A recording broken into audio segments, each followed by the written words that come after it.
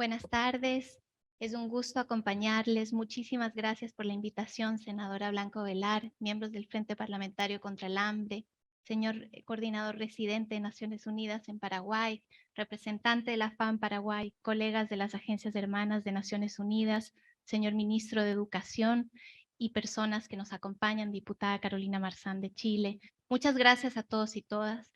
Es un gusto estar aquí. Yo represento a la oficina jurídica. Les voy a hablar desde el lenguaje del derecho, desde el lenguaje de los derechos humanos y de por qué esto es importante para cada uno de nosotros y de nosotras desde una perspectiva, ¿verdad?, de una cosa tan básica como es el derecho humano. Siguiente, por favor. Y lo voy a hacer desde la base de la experiencia que la FAO tiene en acompañar a los países del mundo y de la región en esta materia. Hay más de 30 países en el mundo que reconocen el derecho a la alimentación adecuada en sus constituciones. 15 están en la región de América Latina y el Caribe. Paraguay es uno de ellos. Y sin embargo, este derecho se tiene que hacer efectivo y se le tiene que dar aplicación concreta a través de leyes, a través de políticas, y es de eso de lo cual les quiero conversar. Siguiente, por favor. Tal vez parezca muy básico, pero necesitamos estar todos de acuerdo en qué entendemos por derecho humano a la alimentación adecuada. Y yo se los puedo explicar en las palabras más sencillas. Es el derecho a poder alimentarse cada uno de nosotros con dignidad. Ese derecho ha sido definido y en las leyes toca, como primer punto de partida, definir el derecho. Y tenemos algunos antecedentes que vienen, ¿verdad?, de organismos de Naciones Unidas, el Consejo de Derechos Económicos, Sociales y Culturales, que es el que interpreta un tratado del cual Paraguay es parte y que les ofrece una definición. Pero lo que es importante es entender que este derecho tiene al menos dos dimensiones. Hay una dimensión que es la protección fundamental contra el hambre, ¿verdad? Y hay una dimensión que tiene que ver con la adecuación, con el derecho más allá de una cantidad mínima de calorías, sino desde el punto de vista también de la calidad nutricional, de la calidad que nos permita llevar una vida activa, sana, una vida digna. Se ha hablado de todo eso esta mañana y es todo eso lo que este derecho humano desea recoger. Como es un derecho humano, es un derecho que es interdependiente, que se relaciona con los demás derechos humanos. También ha surgido esta mañana. ¿Cómo puede haber educación? ¿Cómo puede haber aprendizaje si no hay alimentación? ¿Cómo puede haber vida digna? ¿Cómo puede haber salud? ¿Verdad? Esta interrelación es muy importante. Se mencionaba también a propósito del derecho a la información, cómo necesitamos estar informados de lo que consumimos para poder alimentarnos adecuadamente, ¿verdad? Frente a todas esas cifras que hemos visto a la vez de tener malnutrición por déficit como malnutrición por exceso, ¿verdad? Entonces, de todo esto desea hacerse cargo este derecho, un derecho, siguiente por favor, que está reconocido a nivel internacional. Siguiente diapositiva, por favor. Está reconocido a nivel internacional en distintos tratados e instrumentos. Siguiente diapositiva, por favor. Muchas gracias. Hay una serie de instrumentos de derecho internacional, tratados vinculantes, declaraciones voluntarias, códigos de conducta, desde el origen de Naciones Unidas, ¿verdad? Desde la Declaración Universal de los Derechos Humanos en adelante, en los cuales este derecho se reconoce. Quiero destacar el Pacto Internacional de Derechos Económicos, Sociales y Culturales, que lo recoge en su artículo 11, pero también el Protocolo de San Salvador, que lo recoge en su artículo 12. A partir de estos instrumentos que son vinculantes para Paraguay, que son parte de su marco jurídico nacional porque se han incorporado al ordenamiento interno, ¿verdad? Tenemos un derecho que tiene que ser garantizado y que tiene que ser hecho efectivo. Respecto de todas las personas, porque es un derecho universal, es un derecho que tenemos cada uno por el hecho de ser personas, pero por supuesto con particular atención a las personas que se encuentran en una situación de vulnerabilidad, ¿verdad? Y por eso también hay convenciones específicas, como la Convención de los Derechos del Niño y Niñas, ¿verdad? Las convenciones sobre mujeres, sobre personas con discapacidad, que también se ocupan de este derecho. Entonces, lo primero que les quiero decir es, desde el derecho internacional de los derechos humanos, ustedes tienen este derecho. Este derecho es nuestro, es de cada uno de nosotros, y la labor ahora es cómo le damos aplicación concreta, ¿verdad? Y además, en el caso de la Constitución de Paraguay, como les decía, es uno de 15 países que lo reconoce también. Entonces, siguiente, por favor. Desde la FAO venimos trabajando en esta materia de cómo legislar este derecho ya desde el año 2004, en el cual se adoptaron las directrices voluntarias sobre el derecho a la alimentación para hacer efectivo este concepto que detallaron con mucho énfasis esta mañana, seguridad alimentaria y nutricional. Entonces, hemos preparado guías sobre cómo legislar, hemos preparado notas jurídicas de orientación para los parlamentarios en América Latina. Tenemos la nota número 2 que recoge y que sirve de base a lo que les voy a comentar, ¿verdad? Y en el caso concreto de Paraguay, además, hace un par de años hicimos un estudio detallado de cuál era la situación del derecho a la alimentación en el país, que también está disponible para esta conversación. Siguiente, por favor. Entonces, si quieren poner esto en el contexto de qué está pasando en la región, ¿verdad?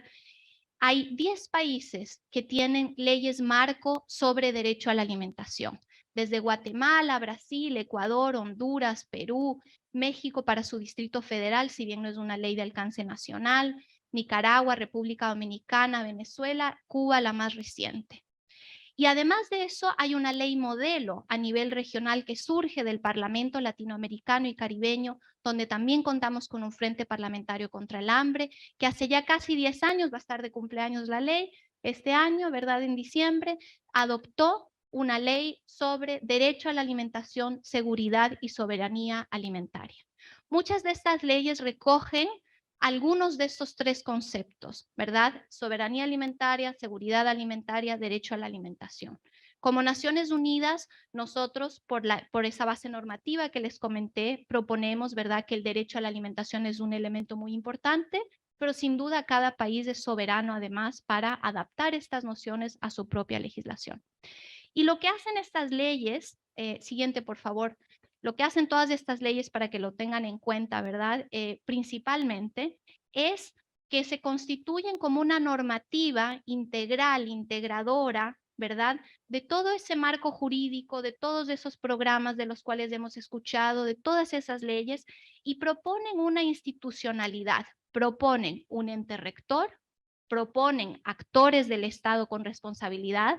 Ustedes saben que en el derecho público los organismos del Estado tienen que tener funciones y atribuciones dadas por ley. Entonces es la ley la que le dice a qué ente, de qué ministerio, ¿verdad? Tiene las funciones de coordinar, las funciones de organizar.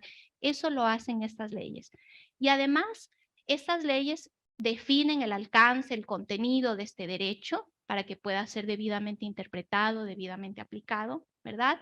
Y una de las cosas que también hacen y que es muy importante es que mandatan a este sistema nacional de seguridad o de soberanía alimentaria a elaborar un plan nacional de seguridad alimentaria. Esa es la experiencia de Brasil, es la experiencia de República Dominicana, es la experiencia de varios de los países de la región, porque para poder coordinar todas esas iniciativas, esos programas, es necesario contar con este plan nacional construido de manera participativa, construido, ¿verdad?, por todos los actores relevantes, con participación de todos los niveles de gobierno, con enfoque territorial, con enfoque de género. Quiero destacar aquí las cifras que escuchamos esta mañana sobre inseguridad alimentaria y nutricional. La brecha entre mujeres y hombres va de entre 3 a 6 puntos porcentuales. Si queremos políticas públicas efectivas, tenemos que legislar pensando, como decía el diputado Jaire Flores en la mañana, que el hambre tiene nombre de mujer, de niña y de pueblo indígena. Entonces, ese tipo de precisiones son muy importantes. Por supuesto, la asignación de presupuestos para que estas instituciones funcionen, pero también la coordinación de los presupuestos ya existentes. Cuando uno elabora estos planes se da cuenta que hay distintos programas que ya tienen presupuesto y algunas veces esos programas no se comunican entre ellos. Entonces, una revisión del presupuesto a nivel de un sistema también permite, ¿verdad?, hacer ese tipo de determinaciones. Y por supuesto, como es una ley marco, permite luego determinar qué es lo que viene en términos de la normativa reglamentaria, etcétera. Siguiente, por favor. En esa nota parlamentaria que yo les estaba comentando y que está disponible, nosotros hacemos el ejercicio de revisar estas leyes, de revisar esa ley del Parlatino, de revisar esas leyes de estos 10 países, desde el punto de vista cuáles son los elementos que contienen. Yo no me voy a detener aquí. porque creo que les ha dado los mensajes principales. Pero lo que sí les quiero decir es que existe un derecho comparado del cual ustedes se pueden también guiar de esas experiencias para ver cómo se puede construir esta ley, ¿verdad? Y nosotros hemos tenido el gusto, además, obviamente desde esa perspectiva y con ese conocimiento, de apoyar al Frente Parlamentario contra el Hambre del Paraguay para que el proyecto de ley que ustedes están trabajando pueda contar con esa experiencia. Entonces, señalar que hay un trabajo desde el punto de vista de la revisión, ¿verdad? Sin perjuicio de que cada país tiene que legislar, por supuesto, para sí mismo y conforme a sus propias circunstancias, pero hay aprendizajes, ¿verdad?, que vienen de esos otros países, de esas otras leyes que pueden ser útiles e importantes, ¿no? Entonces, creo que ahí, siguiente, por favor. Si uno se pregunta por qué es tan importante legislar aquí, les quise traer algunos elementos de este informe que nosotros publicamos el año 2020, ¿verdad? FAO en Paraguay, hicimos un trabajo de análisis y quiero que sepan, por ejemplo, que existen más de 40 instituciones públicas que poseen competencias vinculadas con este derecho. Hemos escuchado a muchas de esta mañana, ¿verdad? Y además a los niveles de ejecutivo, legislativo, el poder judicial, pero además en los 3 niveles de gobierno, municipal, departamental y nacional. Es por eso que se requiere una coordinación, porque son muchas las instituciones que están trabajando en derecho a la alimentación. Lo mismo sucede con la legislación. Hay más de 30 leyes, esto es del 2020, puede haber crecido, me da la impresión que sí, que son códigos de estatutos, regulaciones que también se ocupan de esta materia, ¿no? Otra razón por la cual legislar una ley que coordine todo, ¿verdad?, puede ser tan útil. Y sin duda, los elementos que ya mencioné sobre coordinación, sobre la importancia de tener un plan nacional. Siguiente, por favor. También cuando hicimos este informe, una de las cosas que como FAO destacábamos es que aprobar una ley marco como esta contribuiría al avance de la Agenda 2030 y a las metas de los Objetivos de Desarrollo Sostenible. Y además daría respuesta a un requerimiento de las organizaciones de la sociedad civil, ¿verdad? De los actores que llevan más de 10 años trabajando además en esta materia y que quieren ver sus voces también representadas y poder participar en esto. Y desde un punto de vista de Naciones Unidas, como funcionaria de la FAO, puedo destacar que existen al menos 2 organizaciones del Comité de Derechos Económicos, Sociales y Culturales y la Relatoría sobre Derecho a la Alimentación que le han recomendado a Paraguay previamente desde el año 2015 y en el año 2017 que adopten una ley en esta materia. Entonces, desde ese punto de vista, siguiente por favor, y con esto voy a terminar, hay entonces una invitación y un sentido de que adoptar una ley como esta daría cumplimiento, ¿verdad?, a necesidades sociales, a un sentir social, pero también a obligaciones jurídicas, lo que sin duda se tiene que hacer con un enfoque de derechos humanos, ¿verdad? Y aquí pensamos que los parlamentarios tienen obviamente un rol fundamental, no solo en la adopción de la ley, sino también en la destinación de recursos. Cuando se discuta la Ley General de Presupuesto, por ejemplo, es otro lugar donde se puede incidir, pero también en la fiscalización, ¿verdad? Y para terminar, un punto que creo que es fundamental, que en nuestra experiencia hemos visto que es importante además desarrollar capacidades, ¿no? La formación de capacidades a todos los niveles, porque todos tenemos que saber qué es este derecho y cómo se aplica, ¿no? Y desde ese punto de vista tenemos el rol también de capacitarnos como funcionarios del Estado, etcétera. Les dejé ahí una invitación, tenemos un curso gratuito en línea en el cual se puede además obtener un certificado sobre esta materia que hemos preparado, alimentación adecuada, un derecho de todas y todos. Ojalá se sientan invitados a participar en él. Muchísimas gracias.